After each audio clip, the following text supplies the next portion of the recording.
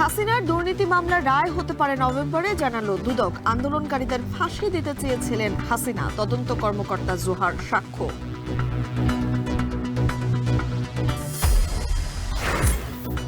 অপকর্মের বিচার হলে মাঠে নামার সাহস পেত না আওয়ামী দোসররা, মন্তব্য রিজভির। ভারতীয় পত্রিকায় ফখরুলের সাক্ষাৎকার মন গড়া, বিবৃতি বিএনপি। এলডিসি উত্তোলন ও রপ্তানি সুবিধা পেতে বিশ্বব্যাংক ও ডব্লিউটিওর সহায়তা চাইলেন ডক্টর ইউনূস। জাতিসংঘে বিশ্ব নেতাদের সঙ্গে বৈঠক। প্রিফারেন্সিয়াল ট্রেড এক্সেস যাতে আমাদের অ্যাফেক্টেড না হয় সেই জন্য আমরা ডব্লিউটিওর হেল্প চেয়েছি। প্রশাসনের আশ্বাসে রাজশাহী বিশ্ববিদ্যালয় শাটডাউন স্থগিত, কর্মকর্তাদের অনড় শিক্ষকরা। চাকসুতে মনোনয়ন প্রত্যাহারের শেষ দিন আজ।